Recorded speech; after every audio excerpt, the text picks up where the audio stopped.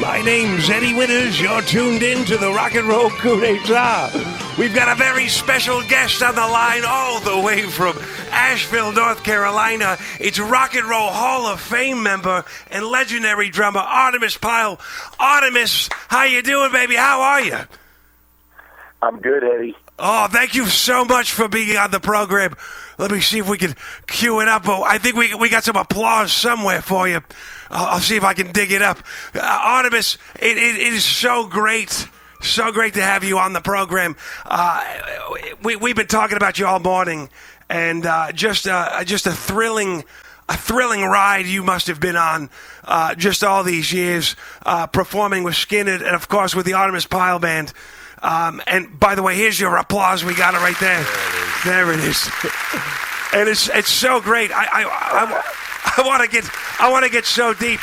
I've got to know. There's so much to talk about, and where else to begin. Let's talk about the Artimus Pyle Band. That's the group that you've been touring with for several years now, paying homage to Lynyrd Skynyrd and the music of Ronnie Van Zant.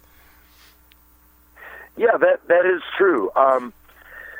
My band plays Lynyrd Skynyrd music better than any band in the world. My vocalists are second to none. And, I do not require my band to look,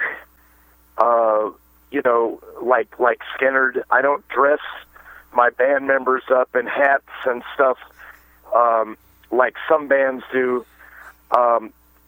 As a matter of fact, my guys look like a bunch of FBI agents. But the thing is that it's the respect and accuracy that they play the music in honor of Ronnie. And you're right. My band is a tribute band because without Ronnie Van Zant, there really is not a Lynyrd Skynyrd, and it should be that way.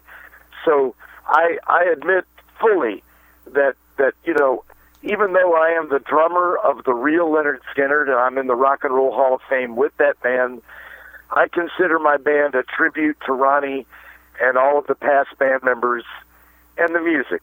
That's what it's about. Right. Absolutely. And I've seen there's several clips of you guys playing online, and some of it is just phenomenal because of the way that the group sounds, and it sounds just like the records. A lot of the guitars and the vocals, and of course it's just such a thrill to see you playing these songs just as you did years ago. You look and sound incredible. You sound just as if maybe if not better than you did back in those days. I appreciate that. I do like to feel like that I'm playing better now than I ever have, even though at my age I'm 66, and I've had several plane crashes and car wrecks. I've been shot, stabbed. Wow. There's a lot of injuries, but it's very important to me to play those songs the way they're supposed to be played. For instance, I just went to Atlanta, Georgia, and I went to the Fox Theater. Right. And they were honoring the album that we did there called One More from the Road. You guys might be familiar with that. Bowie, you know that album? Very much so. Play it pretty for Atlanta, of course. So, November the 12th, there was a big show there at the Fox Theater to honor the album that we did, One More from the Road, which did get a special Grammy for saving the Fox Theater, and the Fox is still there. Southern Bell, the phone company, wanted to tear down that beautiful 1920s theater, and it was like a national treasure, and they were going to tear it down for the phone company. Well, the album that we did helped to save the Fox, and it's still there. So what we did worked, and there was a house band that was playing, each Charlie Daniels, Cheap Trick, Greg Allman, the list goes on of people that came to do a song off of that album that we did and honor Ronnie and the band. Wow. And you know, this all goes to say that I still play the drum parts the way they're supposed to be played. Right. The drummer that played in the house band and the drummer that plays currently for the so-called Lynyrd Skynyrd, which is, you know, without Ronnie, there is no Skynyrd. Right. But those two drummers, they're fine drummers, but they cut all of my drum parts in half. In other words, where there's 16th notes, they play quarter notes. Right.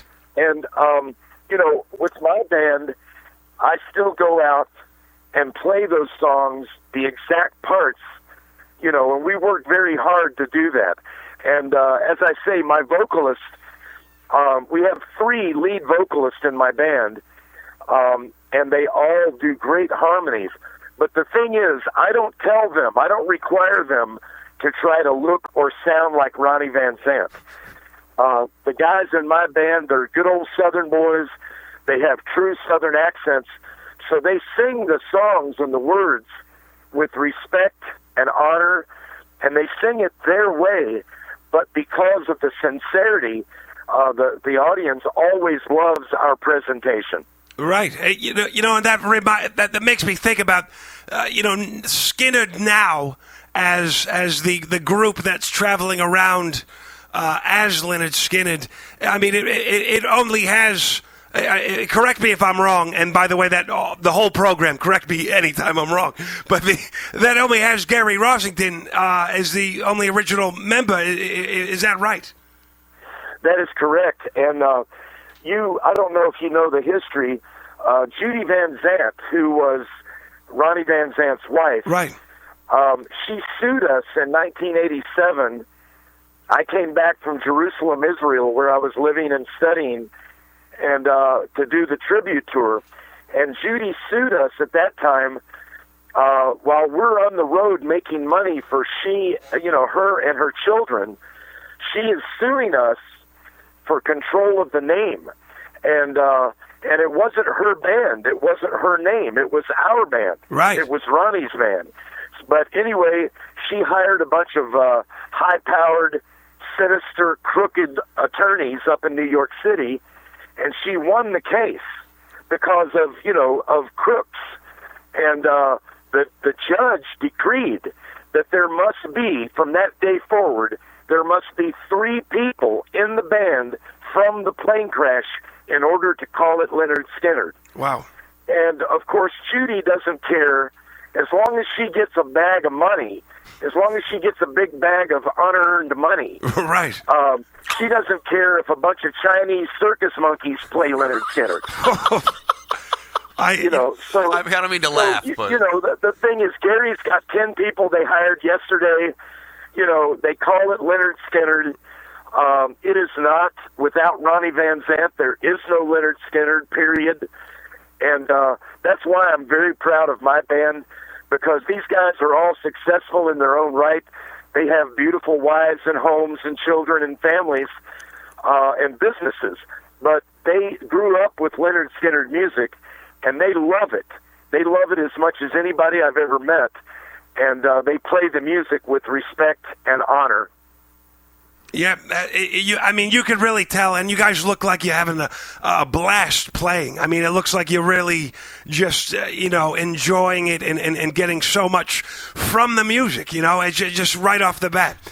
I do. I mean, Eddie, every time I play those songs, I am living those songs and living that music. It's not that I'm stuck in the past. It's that the music, the songs that Ronnie wrote and the songs of Lynyrd Skynyrd, each song means something special to somebody. There are no filler tunes. Right. There are no B-sides. Every single song that we play in our 2-hour set is a song that means something to a Skynyrd fan somewhere. And I meet kids, I say kids, I meet men and women that come back from Afghanistan and Iraq that take a Lynyrd Skynyrd song into battle and that means a lot to me. So I love going to these shows. We just played up in Chicago this last summer. We were out with Charlie Daniels, George Thorogood, the Outlaws. We played, to tens of thousands of people, and they appreciate us playing those songs right. With integrity. And, so it means the world to me to hear these stories from everybody, where they were when we crashed our plane. Of course, I was in that plane crash. Of course. So it means a lot to me. The songs never have gotten old. Still, young people come up and go, man, Saturday Night Special, Sweet Home Alabama, I Know a Little. All these songs, they never get old, Right. And I got to ask, so let's go back a little bit, because, not a lot of people may know how you got involved with Lynyrd Skynyrd, but I want to know, even before that, how did you get into drums? How did you start? How did you pick up the drums? When did you do that? What was your musical influence when you got into drums? Well, it's everybody. It's everything I've ever heard. It's all music. I love all music. I'm a jazz freak. I love Herbie Hancock. Right. The night we were inducted in the Rock and Roll Hall of Fame in New York City in 2006 with Black Sabbath, Blondie, the Sex Pistols, and Miles Davis. Gosh. That was an incredible class. And I got to hang out with Herbie Hancock, one of my heroes. Wow. And he heard us do Freebird and kind of freaked out. He's, a jazz cat like that's never heard Skynyrd do Freebird, and we did it that night and tore the house down. Right. And he was amazed.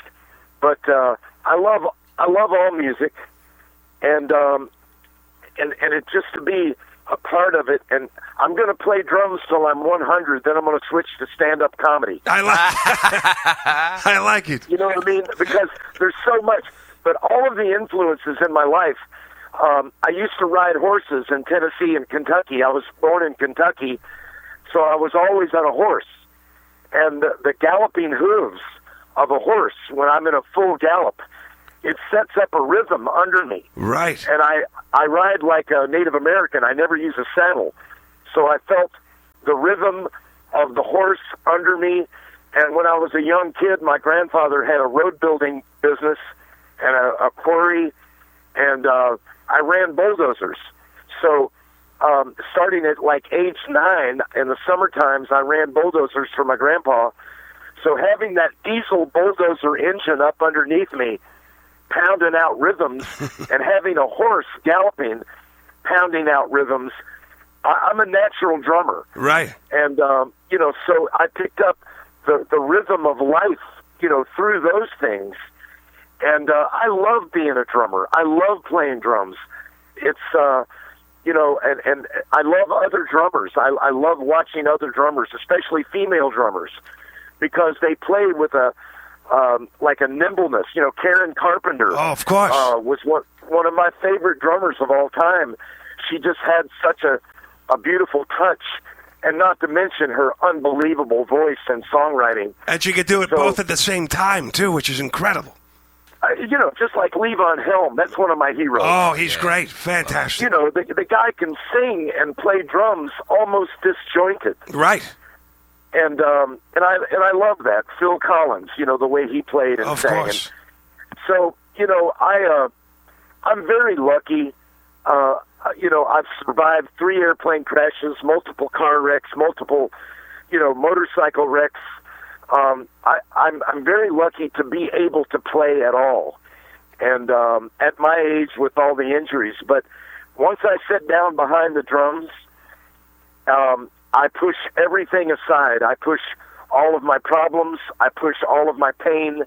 I push everything aside and get into the moment and focus on the drums. Because as the drummer of Lynyrd Skynyrd, every song is different. There are no 2 Skynyrd songs that the drum part is just like a straight 2/4 beat. Sure. Everything has little nuances and little pieces that you have to think about to play them correctly. and I do. Exactly. Yeah. I'd love to ask. You came into Skynyrd. There was Bob Burns who was performing on the drums before you, and he was on the first record, and I believe on the second helping record, if I'm not mistaken. And then you came on. Can you tell us how you got to meet the guys and were offered that job? Well, that's very simple. Marshall Tucker and Charlie Daniels were friends of mine, and they're the ones that actually told Ronnie Van Zant about me. And Bob, I love Bob. Bob Burns and I talk all the time. We were inducted into the Rock and Roll Hall of Fame together, and whenever I can, I bring Bob out with my band. I took him to Haiti. Wow. Last year. We were on a cruise with called the Rock Legends Cruise. We go out in a couple of weeks. We leave for the Bahamas with Alice Cooper, the Doobie Brothers, Paul Rogers, and 25 bands. Wow. On the cruise, and my little band is included. And it's 4 days at sea, 25 bands, 65 performances. And last year I took Bob with me, and with us, and he came out and played several songs on double drums with me and my band. Wow. And there were people in the crowd that were crying. They loved seeing Bob and I together, the two real drummers of the real Lynyrd Skynyrd. Sure. Both inducted in the Hall of Fame together that night. Bob played Sweet Home Alabama, and I played Freebird, and we tore the house down, and Bob played perfectly. Bob had, when I got the call to come in with the band, Ed King called me from London. I happened to be in London at the time with another band. Wow. And Ed said, I'd already recorded Saturday Night Special for that Burt Reynolds movie, The Longest Yard. And Ed said that Bob was having some health problems, and Bob needed to leave the road. And, so he did, and I came in. Of course, the rest is history, but I love Bob. I talk to him regularly. He lives outside of Atlanta, and we get together whenever we can. And right now I'm trying to get a tour bus. We kind of travel in vans with a trailer. Sure. And that's cool. It's fast. It's cheap. We can get in and out of the cities really easy. But we're looking for a tour bus so that I can take care of Bob, make sure Bob's in his bunk, give him his medication, and, make sure that Bob is safe and sound. Right. And as soon as we get a tour bus, Bob will start playing double drums with the band on a regular basis. And I always introduce Bob. I say, ladies and gentlemen, when you fell in love with Lynyrd Skynyrd, this is the guy that was playing drums. Right. And I say, I'd like to introduce the Ringo Starr of Southern rock drummers. And then I bring Bob out, and he gets a big applause, and he's thrilled, and I'm thrilled, and the fans are thrilled. And that's what I like to do. I like to play this music and see the look and hear the words that the fans say, because they enjoy it, and that makes my life, Right. It's beautiful. And one of the things that we started talking about, and kind of basically is the spirit of a lot of this conversation, is the great Ronnie Van Zant. And I've never met Ronnie, but there's so much to him and his character. Can you tell me a little bit about the first time you met Ronnie? Sure. That was in Atlanta. Ronnie was great. He was an amazing person. He was, of course, a prolific songwriter. And sometimes Ronnie even didn't think that he could sing very well. And I said, well, when he'd say something like that he didn't think he had a great voice, I'd always come back and say, well, Ronnie, you got something. Right. You got something that somebody likes, because people all over the world love your songs. And he was of course, a great fisherman. He loved to fish. He always said that you must fish with style and grace. Ronnie had an incredible handwriting. His handwriting was perfect. It was like my mother's, like a perfect cursive. Wow. And he took very pride in his signature and his handwriting. He had a beautiful handwriting. And, you know, anybody, the stories about Ronnie drinking, you know, anybody that drinks in excess acts like an asshole. Right. You know, anybody. So that was no different for Ronnie. He had some real episodes, you know, like that. But when Ronnie was sober, I roomed with Ronnie all over the world.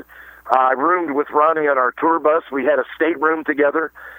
And I knew Ronnie to be a gentleman and a good person with a good heart and a very deep person. But he told me in Tokyo, Japan, one night we were sitting, and he convinced me to drink some sake with him. I'm not a big drinker, but I drank some sake.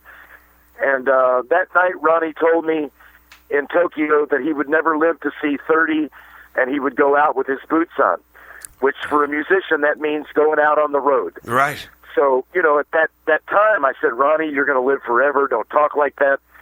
And he will live forever because of his music and his words. But he knew his destiny. It gives me cold chills to think that night and that moment. I think about it all the time. Ronnie knew that he would not live to see 30, and he knew he would go out on the road. And that's exactly what happened to us.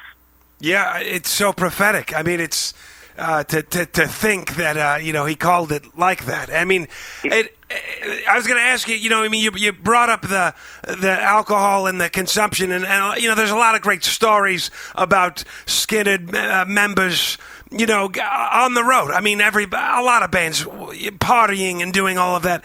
How much of that, you know, in those days, did that add to the music? Did it take away from the music? What was that kind of like? I mean, you yourself describing as one that maybe didn't party as hard as maybe other people in the band. What was that experience like during that time?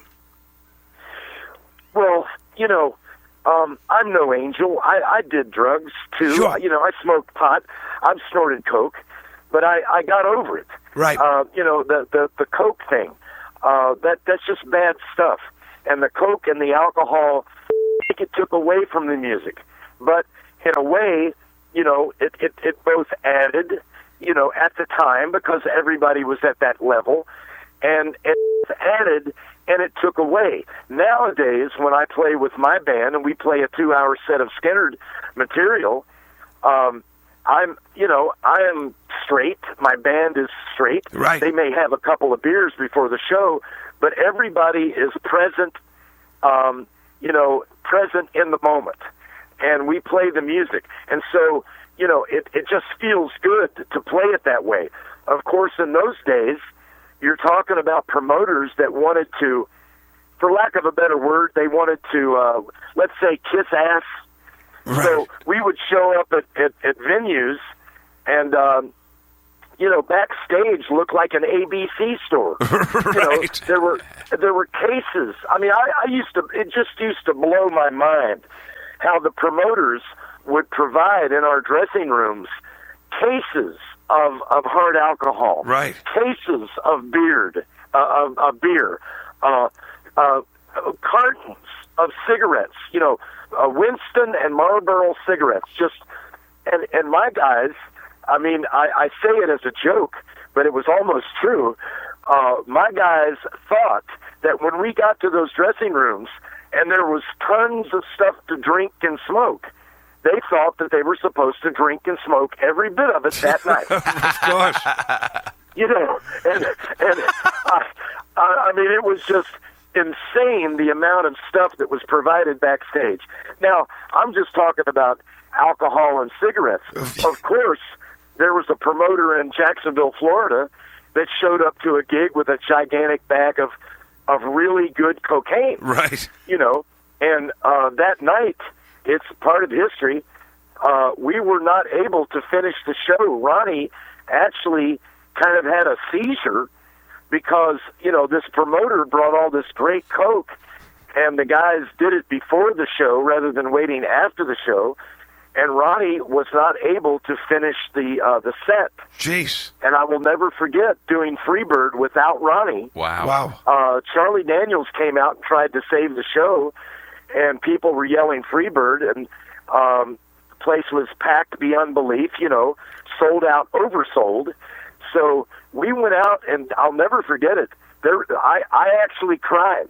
There were tears in my eyes. I didn't know why. This was years before Ronnie was killed. Right. But we were doing Freebird with no singer out, on the mic, and we were doing the song. I remember Gary Rossington yelled over at Leon and said, "Hey, Leon, sing it." And Leon said, "I don't know the words." Oh, jeez. I'll never forget that. Leon saying, "I don't know the words." And so we did it instrumentally. Tears came to my eyes. We finished the song and left the stage, and it was a mess. I mean, it was chaos. And Ronnie was taken to a hospital, and we were, snuck out of instead of getting in limousines, we got in a rusty old Ford van, an Econoline Ford van that was all rusted out, and they snuck us out of the stadium, the arena in that thing, and it was a mess. And that was because the promoter thought, "Hey, I'll be really cool and bring a bunch of drugs." Yeah. Of course. Which if I could go back, I'd punch the guy right in the mouth. Right. And say, "Man, get out of here." Because to me, the show is the most important. You have to perform and do a good show. Then you can party if you want to. And to me, I still live like this, guys. I live like this, that the next gig I do is going to be the greatest gig ever. Right. And that's the way I roll. Every show is going to be better than the last one. And, there was a lot of drugs and alcohol and everything, but, Ronnie knew that those songs were, Ronnie and Neil Young were going to get together and write the answer to Southern Man Meets Sweet Home Alabama. Right. And we were in, we'd be in Japan, and Neil Young would be in Australia. We never could get our schedules together so that Ronnie and Neil could go ahead and write that song, the answer to Southern Man Meets Sweet Home, because Ronnie loved Neil Young, and Neil Young loved Ronnie.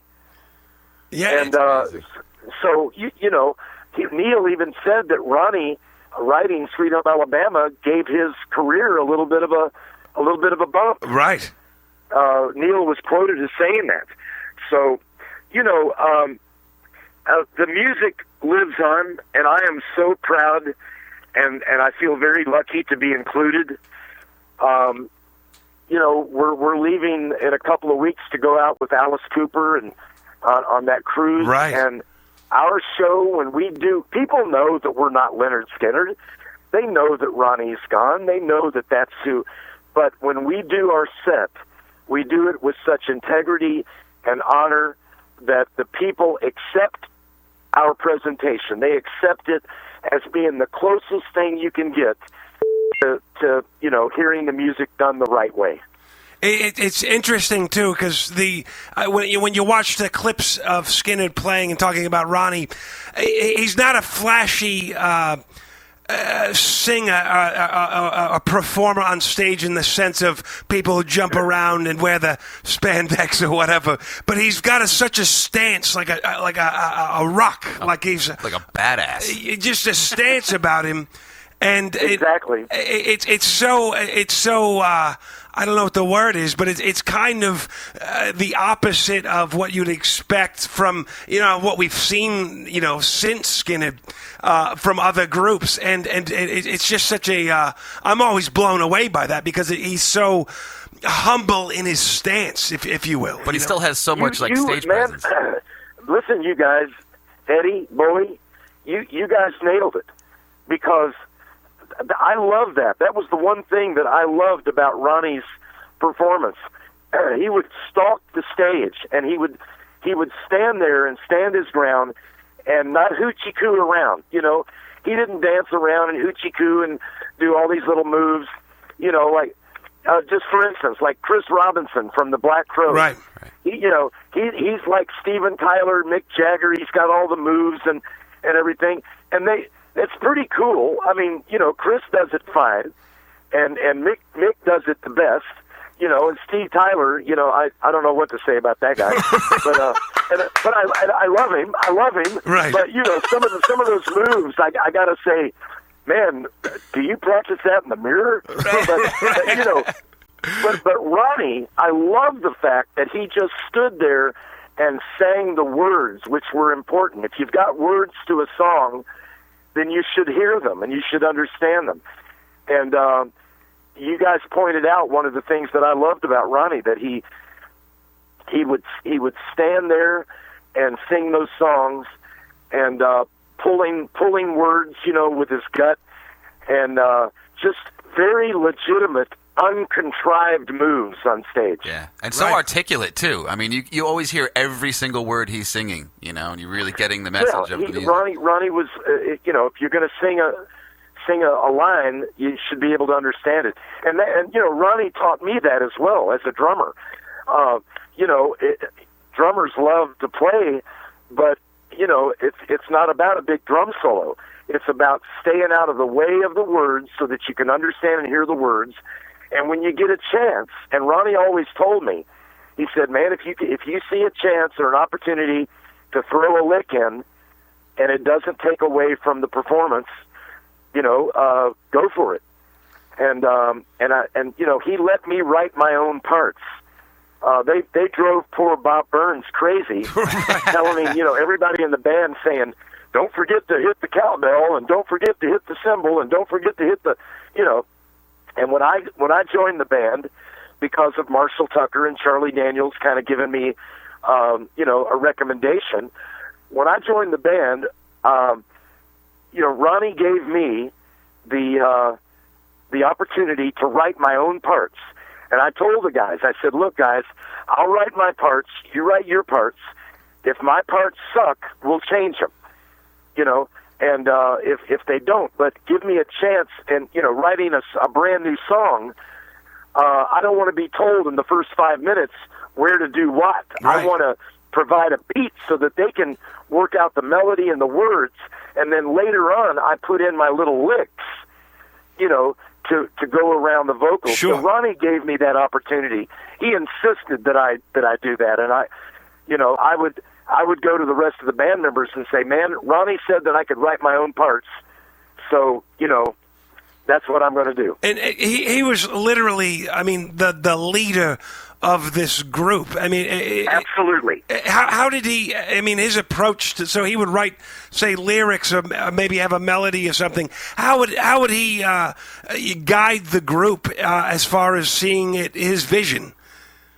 Well, the night that Ronnie and I wrote That Smell, that this is the one song that I can say that I actually, you know, I was involved in other tunes, but back in those days, I didn't insist on my name being put on the, you know, on the credits. Right. If I had it to do over again, I'd redo that a little bit, and the ones that I worked on, I'd have my name on there. But That Smell, Ronnie came to me with some words, and talking about, you know, too much drinking and too much smoking and snorting, and so he came to me with those words, and I came up with a drum beat that night. And then the next day we got together with Steve Gaines, and we started working out guitar stuff. Right. And I had heard a guitar lick as a drum lick.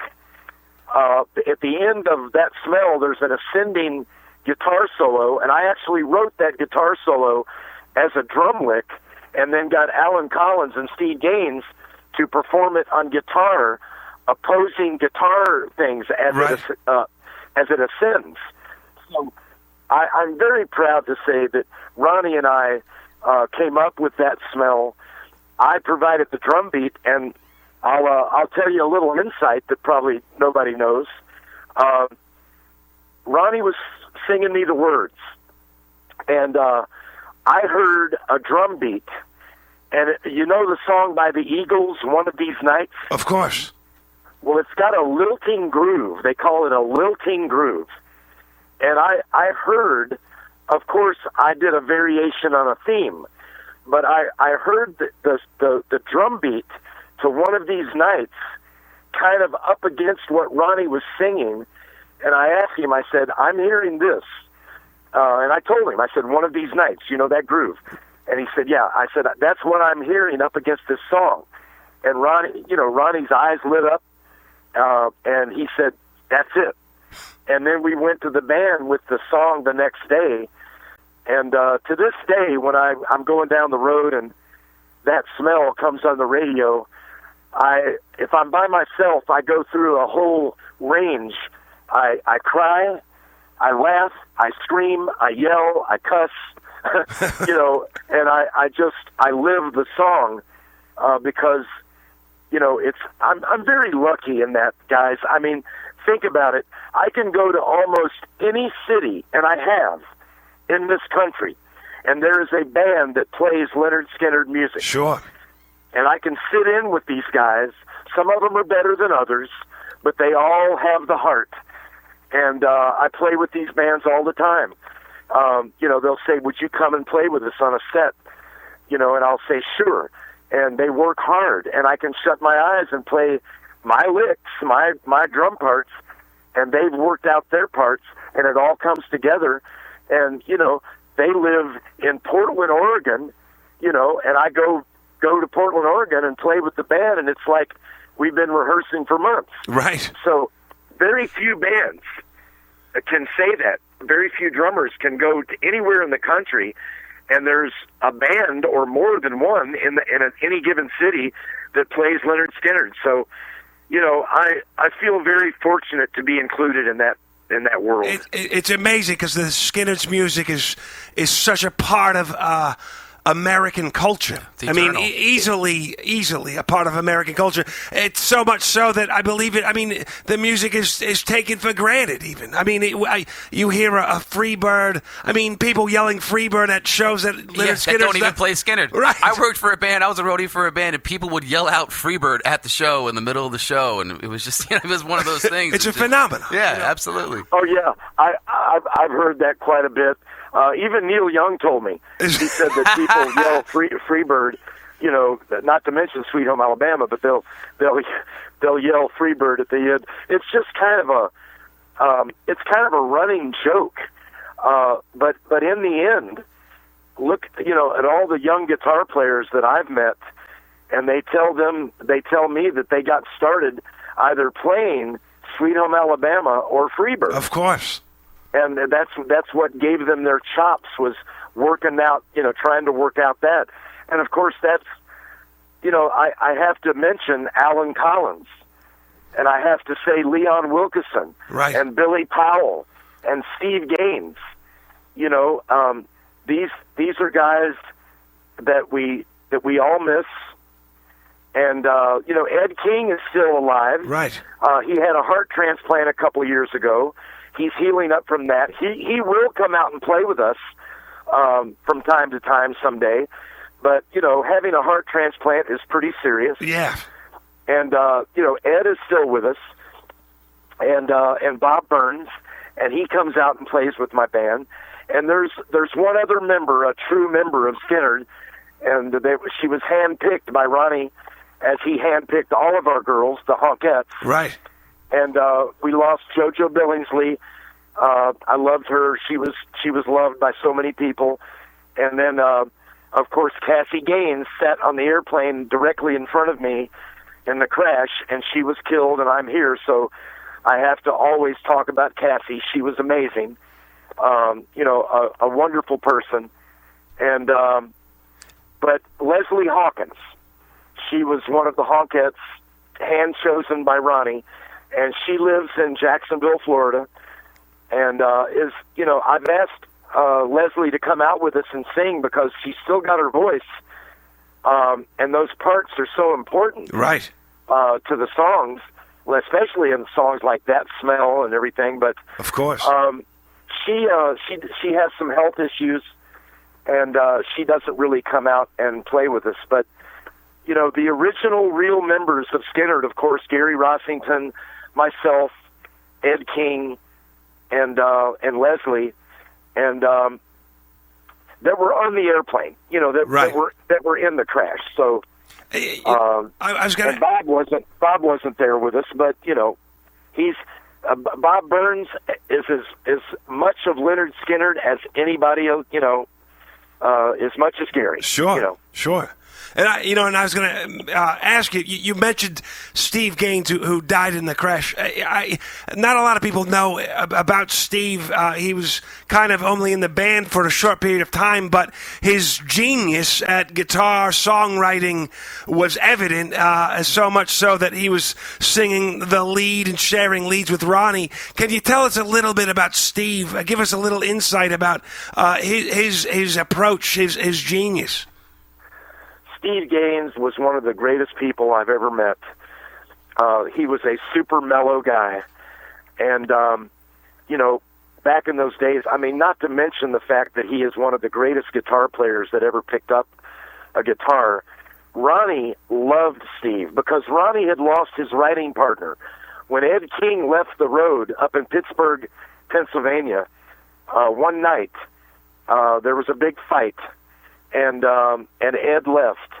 And Ronnie really missed Ed because Ed was his songwriting partner. And Ed had such a great feel for music, coming from the Strawberry Alarm Clock and songs like Incense and Peppermint, of course. You know. And so Steve, Ronnie loved Steve because Steve and Ronnie instantly became a songwriting team. And they, you know, I'm like, you got that right. They talk about, you won't find us in an old folks home. You know, we're going to be on the road. Right. And that, you know, that song is so emotional and you know, to me, when I hear Ronnie and Steve singing and together like that, they knew it. They nailed it. They actually said in a song exactly what was going to happen. And the one story about Steve that I think is phenomenal, and I think if everybody thinks about it, they will too. Here's Ronnie Van Zant, the lead singer of, like, you know, a number one band in the world. Right. And Ronnie is there. And yet, when we played stadiums in front of 100,000 people or more, Ronnie would actually walk off stage and towel off, take a drink of water, maybe have a sip of beer, maybe smoke a cigarette. And he would leave Steve on stage with us, and Steve would sing Ain't No Good Life. Right. And Ronnie is like a blues tune. And Ronnie, you know, can you imagine the confidence that Ronnie Van Zant had in not only himself, but in Steve? You know, in front of 100,000 people and the whole world watching. Right. You know, Ronnie leaves the stage and lets Steve front his band. You know, I always thought that was amazing. That showed how much confidence Ronnie had in himself and Steve. You know, it's true, and it's so sad that Steve, you know, Steve obviously and Ronnie both perished in the plane crash. And you mentioned, you know, that you've been in a couple of plane crashes, three, which is incredible, just as far as that's concerned. Can you take us back to that experience and briefly touch upon that moment? Because I know in different interviews you've talked about you didn't go unconscious when that plane crashed, and you were lucid in there. What was your memories getting on that plane and being there? I know it was a large plane, 26 people. Yes. It was built for Eastern Airlines in 1947, and it was a passenger aircraft. We had it fixed up like a tour bus on the inside, and you know, my father was killed in a mid-airplane collision. All my friends were killed in plane crashes. I've been in 3, so you know, I'm a pilot. my father and I started taking, pilot lessons when I was in the Marines at the same time, and then he was killed in Albuquerque, New Mexico, hit from above and behind by a B-57 weather recon bomber. Gosh. And Dad was in his Cessna 150 flying over some property that he was going to build houses on. He liked to do that. He liked to look at pieces of property from the air, and he was hit from above and behind. He never knew what hit him. He was killed instantly. That kept me from really losing my mind because Dad never suffered. He was doing what he loved, and then he was gone. And the day that I signed the papers to my father's wrongful death in that airplane crash, I recorded Saturday Night Special. Is that right? Wow. And I was behind my drums. I was upset. I was crying. Al Cooper came out and said, "What's wrong?" I said, I flew to Columbus, Ohio this morning and signed the papers to my father's wrongful death. I'm a little upset. And Al said, "Well, Artimus," he said, "I don't mean to be insensitive, but he said, you got to use that. You have to use it. You have to use that anger. You have to use that pain.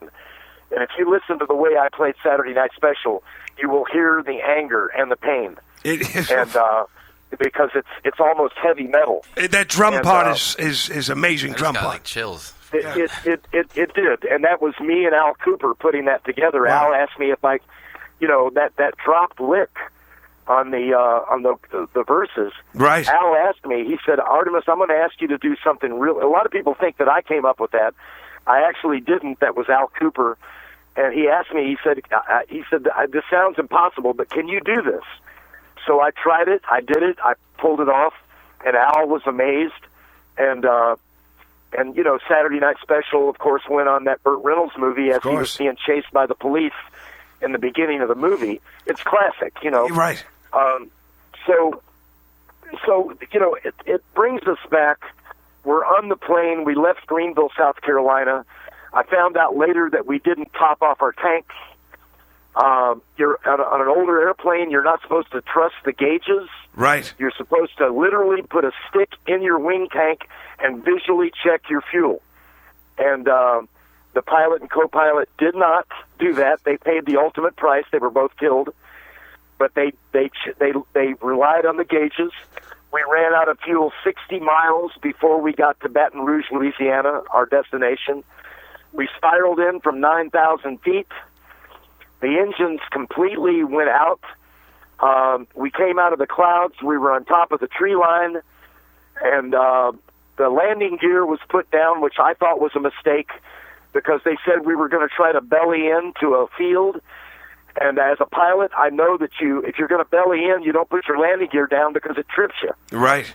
And it did trip us when we hit the top of the Mississippi pine trees. The landing gear got caught, and it put us into a steep 45-degree nose-down dive. Wow. I was never knocked unconscious, and other people were knocked unconscious or killed on impact. 26 of us on board, 6 people killed on impact, pilot and co-pilot. Our road manager, Dean Kilpatrick, Cassie Gaines, who sat in front of me,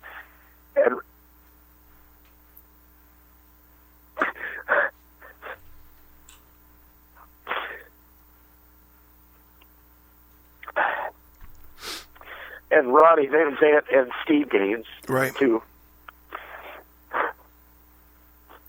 So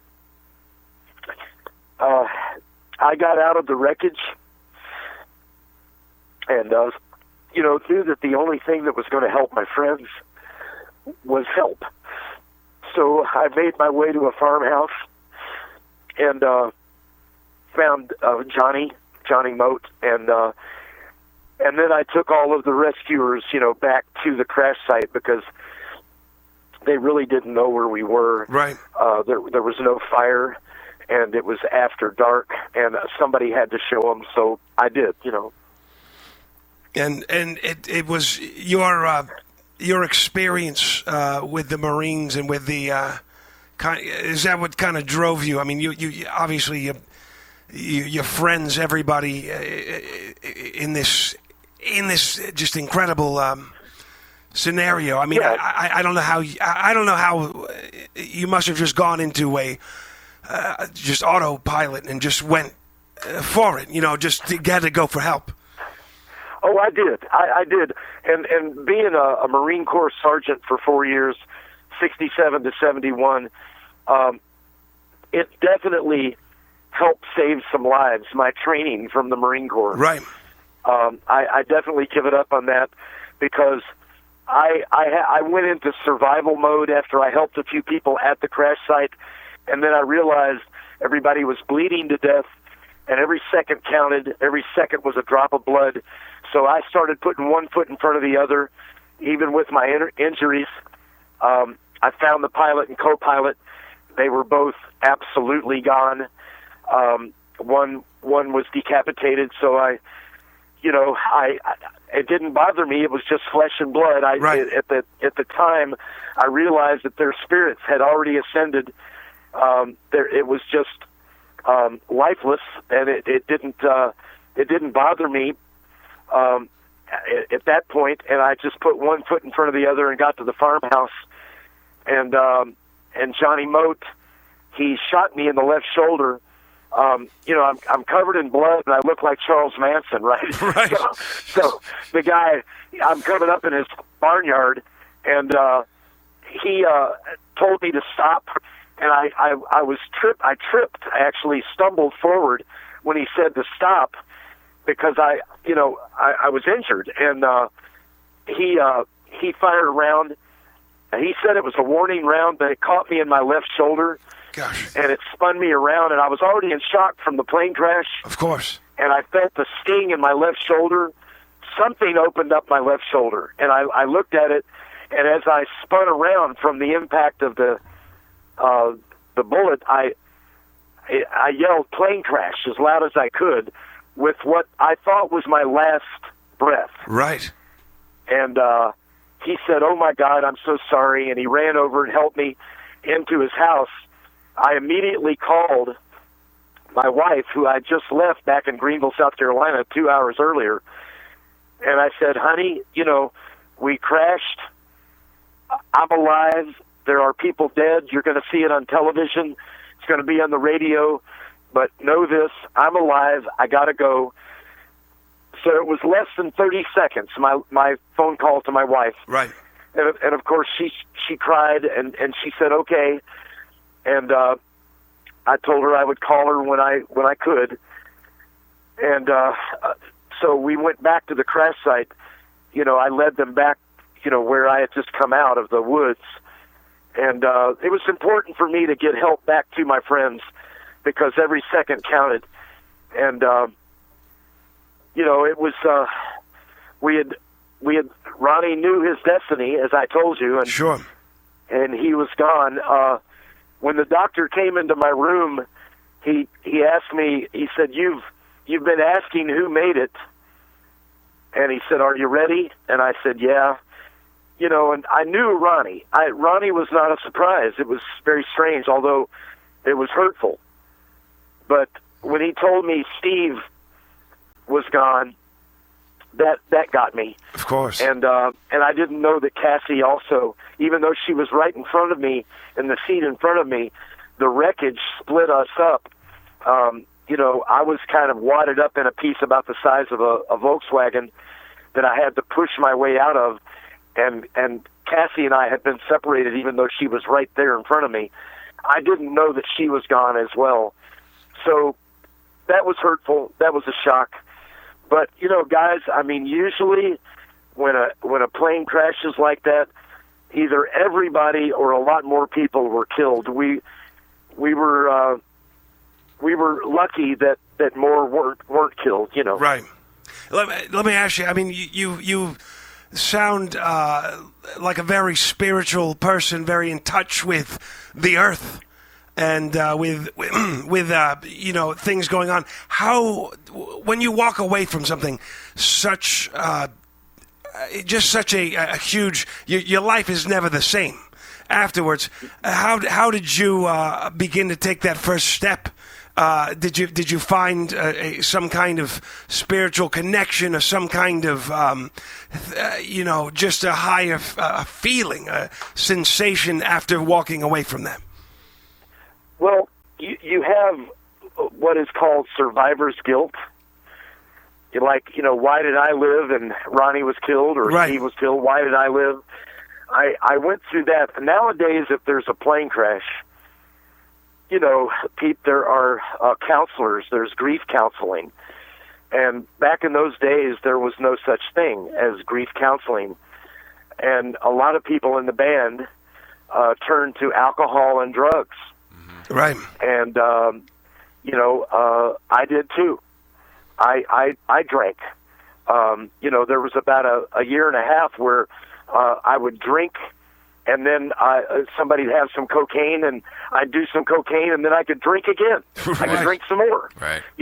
And then I learned that the famous joke about the bad thing about cocaine is it keeps drunks awake. It's very true, and, unfortunately. So there was about a year and a half where I was feeling sorry for myself, and I had survivor's guilt and everything. And it eventually, Alan Collins, Billy Powell, Leon Wilkeson, the alcohol and the drugs eventually took their toll with those guys. Right. Even though they survived the plane crash. And so, it was hard. You're on top of the world. You've got the greatest band in the world. And the next thing, the record company, MCA Records, where a week before our plane crash, they were in Miami patting us on the back, telling us how they loved us, how great we were. And then when Ronnie was killed, they completely dropped us and left us for dead. And I called MCA Records and I told them, I said, we need some money out here because you're going to give us money over the years anyway. We've got money coming. We need some money now for our crew and our families and our people that were hurt in the plane crash. And, we need some cash now. MCA Records totally turned their back on us. Wow. They totally said, there's nothing we can do. You're on your own, blah, blah, blah. Because they had lost Ronnie Van Zant. That was the leader of Skynyrd, the writer. And they just said, to hell with the rest of you. And it was a shocking situation. It was the week before we crashed. Mike Maitland, the leader of MCA Records, was telling me how he had lost his father in a plane crash, and I told Mike Maitland I lost my father in a plane crash. And then after the plane crash, I called him and said, Mike, we need some money, we need some help. We're splattered all over Mississippi. We in hospitals, our crew, our people, and he just said, nah, nothing, Jeez. And I was shocked. But the record business, the music business, is a treacherous, ruthless business. Of course. And one day you're their best friend. The next day, if you can't make them any more money, you are dead to them. Right. And so I was shocked to see how people act. But it over the years, you think you've seen it all, and then something else happens. I was disappointed in the way Southern rock backed us up. Charlie Daniels, Marshall Tucker, Wet Willie, the Allman Brothers. We were all in the same genre. Right. And you would think that brothers and sisters would take care of their own, but it didn't work out that way. And so I'm a big boy now. I grew up. Right. I realize the way the world goes. But I am so happy to have been in that era and met Ronnie Van Zant, because Ronnie was great, Steve was great, and the band, we played all over the world for the kings and queens, and that's something that can't be taken away from me. And the millions of dollars that I earned, the management companies, Spectre Management, all of these different lawyers and managers, they've fleeced us. They've Right. stolen our money because we're idiots. We're just musicians. We're not accountants. We Of don't, course. musicians, speaking for myself, I'm an idiot. All I like to do is go play drums. So all of the people that I thought loved me, managers, lawyers, all of the PR people that, you know, were like, hey, you're the greatest. I was surprised that that the people that I thought loved me stole everything I've ever worked for. Right. But I do realize that I'm not about money. I'm about the music. And if I can feed my family, I don't need a Lamborghini, you know. Exactly. And the industry, the business is kind of that. I mean, the artists is one thing, and as long as the art is making money for the business is happy. And once that ends, the whole dynamic changes, and you really find out who your real friends are. And it's, you know, I wanted to ask, when you were asked to come to the Rock and Roll Hall of Fame, after all those years, after they're being reunited, being sued for the name of Lynyrd Skynyrd, and quitting while that was just getting going because of the drugs and the alcoholism in the early 90s.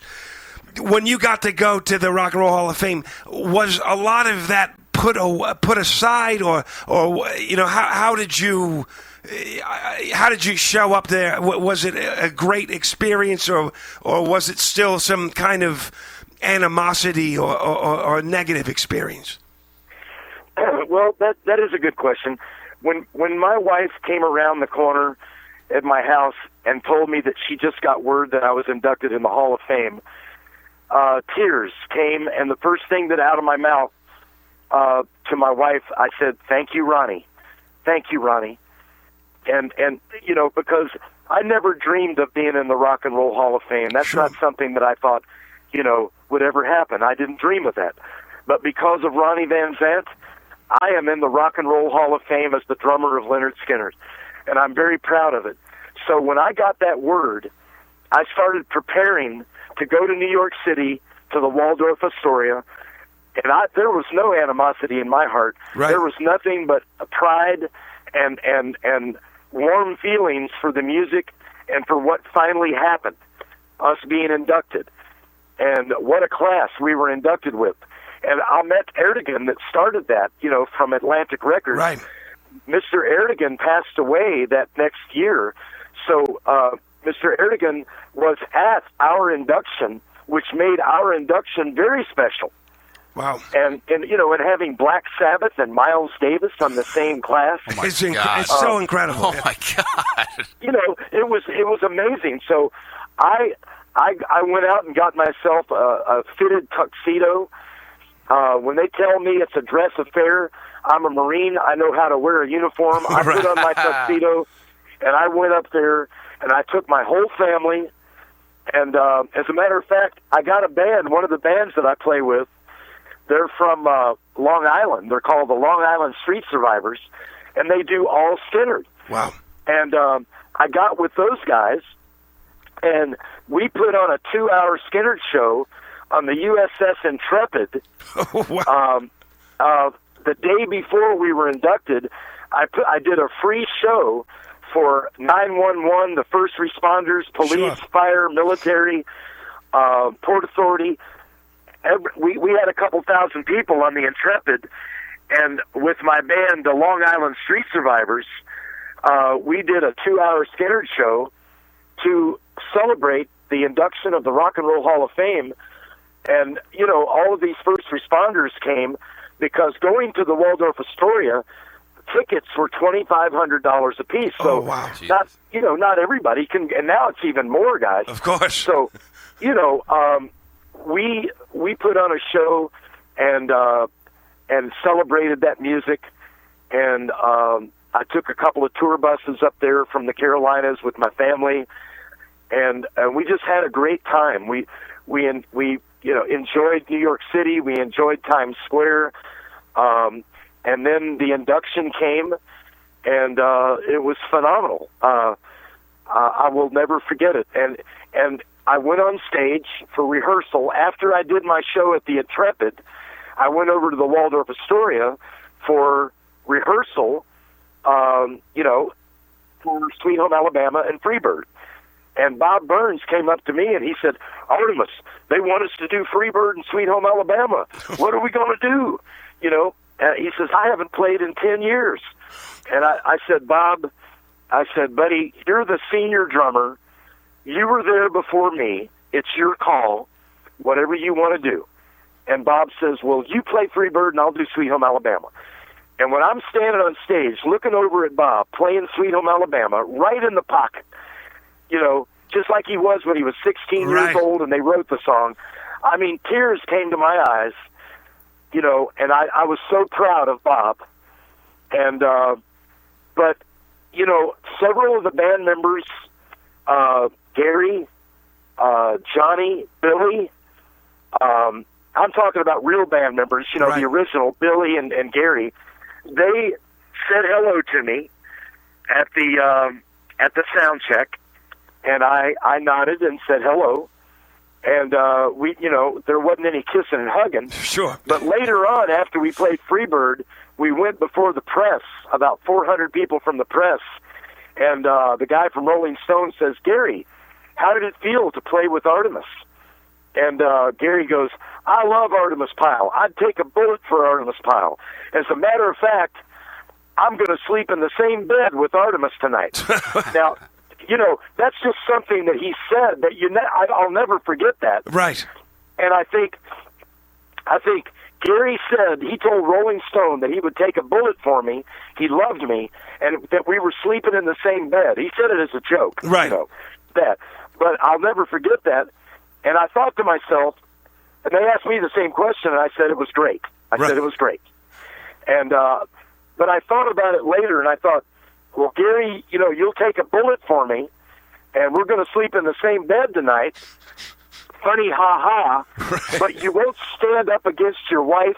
You won't stand up against Judy Van Zant.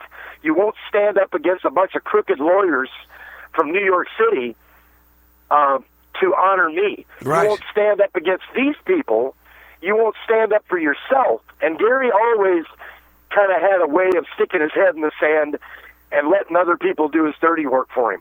Now, I love Gary, and I miss Gary. And the Vector management realizes that as long as they keep Gary Rossington and I apart, there'll be more money for them to steal. Right. And so I love Gary Rossington. I think he's a great person. I'm disappointed that, because of his weakness against his treacherous wife and the treacherousness and ruthlessness of Judy Van Zant. Ronnie Van Zant was going to divorce Judy. He did not like her. He was going to divorce her. And when we had that plane crash, she hit the lotto. Right. Jeez. And she's used the money, instead of United We Stand, she's used the money to pry apart the idiot band members of Lynyrd Skynyrd. Now, she's tried to destroy the men of Lynyrd Skynyrd, and that's easy because we're just men. Right. But she also tried to destroy the legacy and the music of Lynyrd Skynyrd, and she is unable to do that because the music is too strong and the fans are too strong. So, you know, money isn't everything. And let me ask you, we're starting to wrap up. I wanted to ask you, when was the last time that you were able to share a conversation with Gary? At Billy Powell's funeral. Is that right? Gary came up and got down on one knee in front of me, took my right hand, and kissed my right hand as a gesture.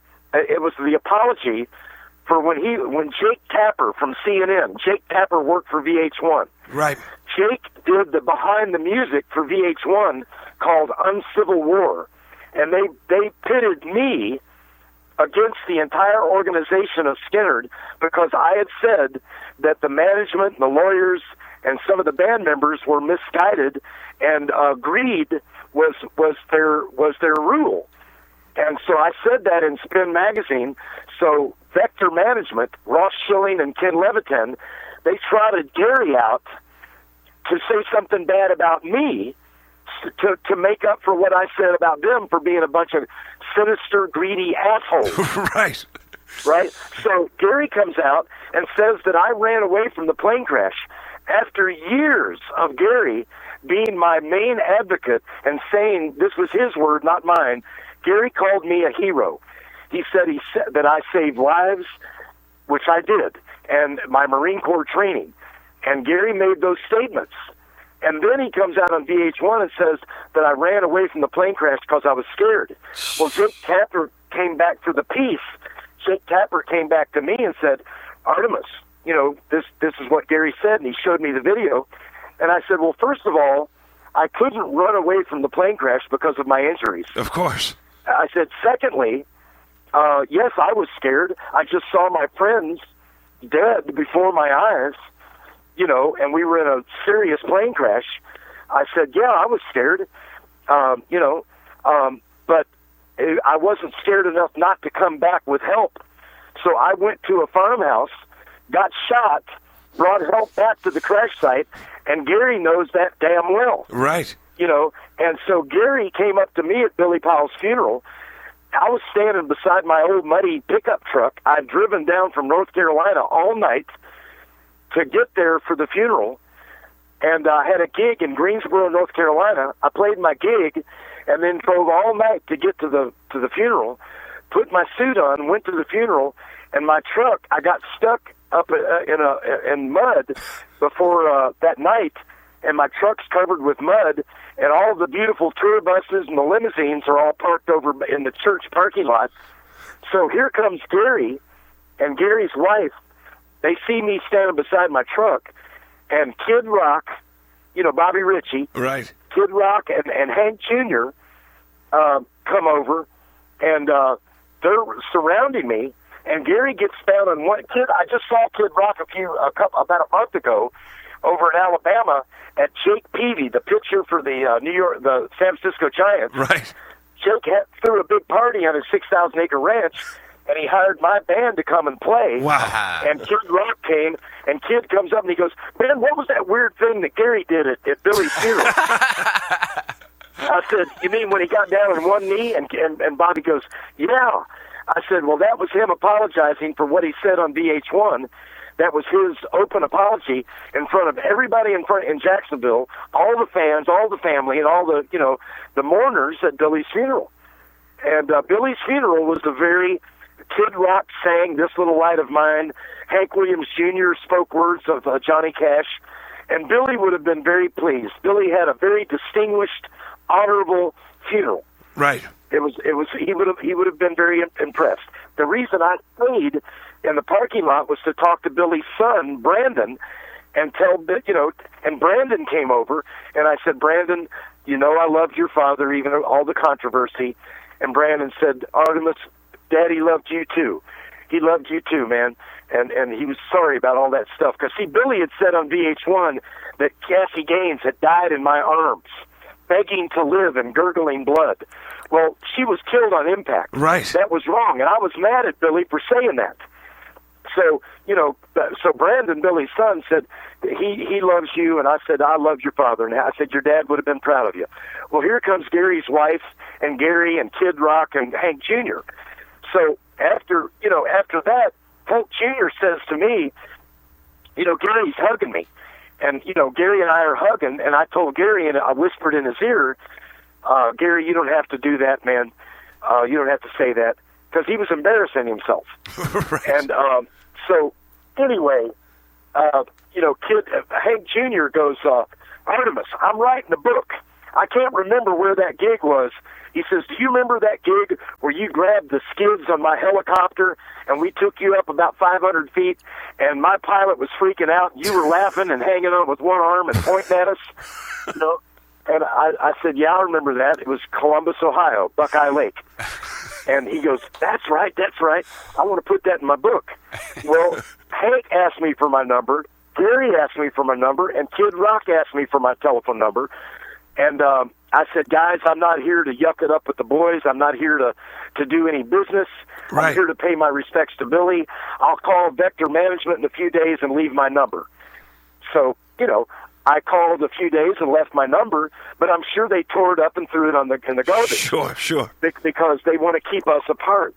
So I have a lot to be mad about, but guys, this is the way I feel about the whole thing.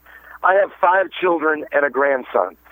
If my children are okay and my grandson is okay, I'm okay. Right. If I can go out with my band and play Lynyrd Skynyrd music for as long as I possibly can, I'm okay. Of course, I would like to have the millions of dollars that Vector and Judy have stolen from me. Of course, I'd like to have that money and do things for my family. But money is not what motivates me. And, I'm working on my book. I have a literary agency out of New York City, Jennifer DiChiara. So my book should be finished in about next year. I'm working on a film documentary telling about my crazy life and everything. And, I living in Jerusalem, Israel, in the castle of King David, studying with top rabbis over there. I'm a Gentile. I'm a Methodist. Right. I was raised in the Methodist Church. But, being the drummer of the real Lynyrd Skynyrd, plane crashes, car wrecks, being a United States Marine sergeant, being raised in Tennessee, where I should be a racist, and I born in Louisville, Kentucky, and raised in Tennessee, I should probably be a racist, and I am not. I love black people, I love Chinese people, I love all people, and if you're a good person, I don't care what color or gender or race you are. If you're a good person, you're a good person, and that's the way Ronnie Van Zant felt. Right. And that's the way I feel. I love African American people. I love all of the people from all over the world. Everybody's got their thing that they do well, and I'm in awe of human beings, no matter what color, shape, form, or fashion. And I'm in awe of all people and life itself. I'm in awe of humans and what we've accomplished and life. And I am so proud to go out and play this music and see the looks on people's faces and hear the stories of where they were and what the songs mean to them. I am very lucky to be able to have that in my life. And if my kids, the bottom line is what I said, guys, if my children are okay, I'm okay. And I have 5, 2 daughters, 3 sons, and a grandson, and they are bright, brilliant, happy. They've got great senses of humor. They've got skills. They love music. My daughters are surfers. They all play drums. Yeah. And I'm the luckiest guy in the world, man. I tell you, Artimus, I mean, you've got a heart of gold, and it just, he's such a positive person to have such a wild and crazy experience in life. And I got to be honest, it's such an honor to hear these stories and hear you speak so passionately about your life, your friends, the music that you helped, you are a part of. And, I want to say, I do want to promote your website, the ArtimusPyleBand.com. That should tell everybody where you're going to be playing this music with your friends. And you have any plans to come out to California? I'd love to hear this in person. Yeah. Artimus, I love you, man. And it's just honestly, it's been a true honor to hear you and hear, all of your stories and how much integrity you have as a human being. And I don't know if I will ever listen to Lynyrd Skynyrd the same way, man. And I mean that in the best way possible. That, guys. Thank you. It's honestly, absolutely a great pleasure. And if you do come out to the West Coast, me and Bodie will be front and center, taking our tops off and just getting crazy. Well, guys, San Francisco is dear to my heart. I love it. I love it out there. Bill Graham was like a father to me. Right. And one of my prized possessions, and, we shouldn't get hung up with possessions, but one of the things that I love, I have a black and white photograph taken by Michael Segaris. And it's an original Segaris. It's black and white. It's of me and Bill Graham. And It looks like Bill's hugging me, and it looks like a father hugging a son. And one of the chapters in my book is father figures. My father was killed in a plane crash. My father figure, Bill Graham, was killed in an air disaster. All of my friends, Ronnie was a father figure to everybody in the band. You know, I was older than Ronnie. I had just come out of the Marine Corps, and he couldn't whip my ass. But, you know, so Ronnie and I had a different relationship. But, you know, him and the rest of the, what I call the kids, you know, Gary and Billy and Alan and Leon, you know, a different relationship. He was like a father figure to them. Right. So in saying that, what I'm getting to is this, that, you know, a lot of people thought Bill was a hard customer. And he was. He was, you know, he was very tough in some things. But he was a great person. I hung out with him when I was living in Jerusalem, Israel.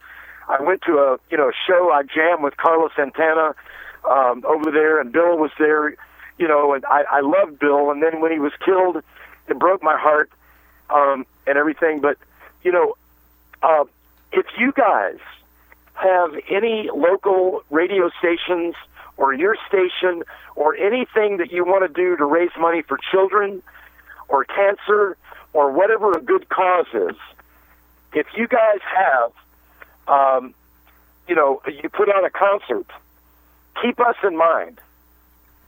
Absolutely. Yeah, of course. You know, we'll come out. We'll come out, and I'll figure out a way to do some more shows.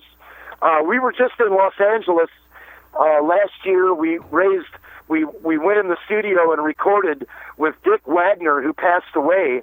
He was, you know, he wrote all that stuff for Alice Cooper. Right. And Dick was the producer of a song that we did to raise money for the St. Jude's Children's Research Hospital. And Carmine Appice, a good friend of mine, you know, a great drummer. Great drummer, yes. You know, he was in on that. A whole bunch of great players were in on it, about 60 of us, and we made a song that Dick Wagner wrote to raise money for St. Jude's. And we were really proud to be a part of that. And we did a couple of gigs in L.A. So you get us something, you get us an anchor gig to raise money for a charity or something in San Francisco. Anything that needs coverage. You know, I would love to do. I can hook up a couple of other gigs, you know, maybe at some clubs or something in the area to cover the cost of us coming out, because we do stuff for firefighters, for the police, for AIDS, for children, for cancer. You know, that's what I like to use the music. You know, of course we need to pay the bills, but of course I love using the music to raise money for good causes. So keep us in mind, guys. Gosh, Artimus, I got to thank you so much. Just a great time spent. I thank you for your time, and if if we could set something up and have you guys come out here to raise some money for charity, that would be great. I mean, that would be phenomenal. And in closing, we have a special close that we wanted to do. We wanted to have a little pyro. I hope you're strapped in. I told you we could only do this once. Right. At the end of this interview, you guys can blow me up. This is, you know, and you've been through a lot. Guy too much. I don't know if I want to blow him up. I love him too much. Well, just blow up nearby. It is, by the way, a great honor to speak with you, and a great honor to blow you up. This is. hey, blow me up real good. I'm gonna blow him up real good. I tell you what, we're gonna count down from 5, and let's see if we can. Gosh, I'm nervous about blowing you up. Here we go. Hey, listen, man, don't worry about it. I'm just like Kenny. I'll be back. I love it. Well, let's start with 5. 5, 4, 3, 2, 1. Here it is. Oh, yes, there it is. I love it. Artimus Pyle, thank you so much, baby. All right. Love and happiness, guys. Take care, baby. We'll talk to you soon. Hopefully on the West Coast. Anytime. You got it, baby. Thank you so much, Artimus.